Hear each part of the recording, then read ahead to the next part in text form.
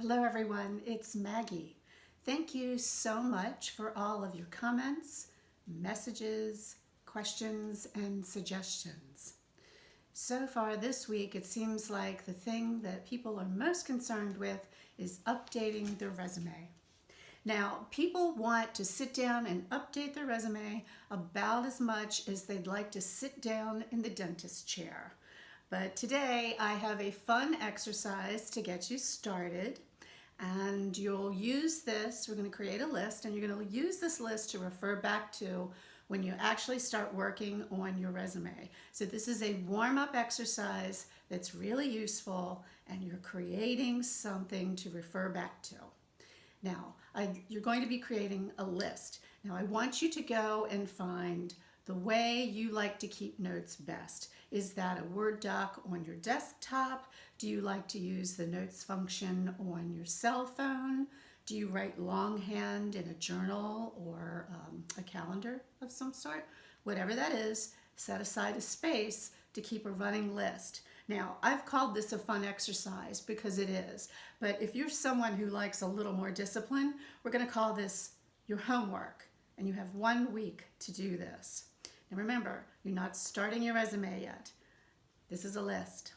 Now, I want you to start writing on the list all of your hard skills. You can refer to your current resume. You can refer to your current position, whatever it is you're doing.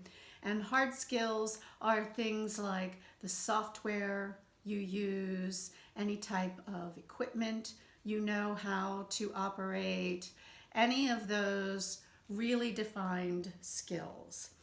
Do you know plumbing or welding? All of those are the hard skills. So keep a running list of those. Now, I don't want any resume speak. This is not in paragraph format. These are line items. Think in terms of a bulleted list. None of this single-handedly raised 1.5 million in seed capital with ventures. No, leave that out. 1 sentence max to describe what you do. The fewer words, the better. Okay, so you're starting with your hard skills. Then you're going to work your way towards soft skills. And those are the things that include people skills. Have you managed a team? Are you very good with organization, fundraising, those kind of things? Add those to the list. Now, the third area you're going to start adding to the list. It's going to surprise you a little bit. And I can't take credit for this. This was something shown to me last year by my friend Norm.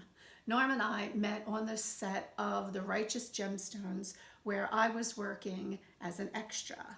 And Norm is an LA producer who very kindly took me under his wing and showed me a few things about the movie and TV business.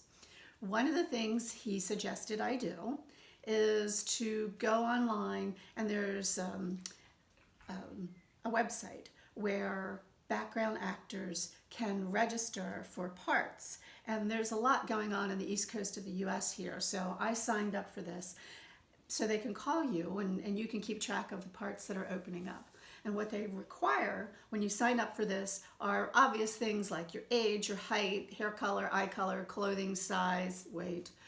And so you fill all that out. Then there's another section of any particular talents and skills that you have. Now this is really very broad. And they want to know all of this because frequently when background actors are hired, they want people who actually know how to perform a specific function because it makes it look more realistic, more authentic on camera. So for me, I know how to do things like sew, iron, do yoga. There was just all kinds of other things on the list. Now, you can include things like, can you ride a motorcycle? Do you know how to fly a plane? Do you speak other languages? Do you know sign language? Do you coach a Little League team? Do you know karate? This is why I want you to spend a week working on this list, because during the course of the week, you're going to realize you really know how to do a lot of things. Now, You're going to see the reason in your personal life why keeping this list is advantageous, and we'll go into that on another day. But to reinforce how useful this list is, I followed Norm's instructions, got all signed up, and then about 2 weeks later, I was on set of another production, the new Netflix series Outer Banks. And extras and anybody in the movie and TV business, they spend a lot of time waiting around, waiting for things to happen, waiting for the shots to get set up. And in all this waiting around, you have a chance to talk to the other people on set, which is really part of the fun of doing this.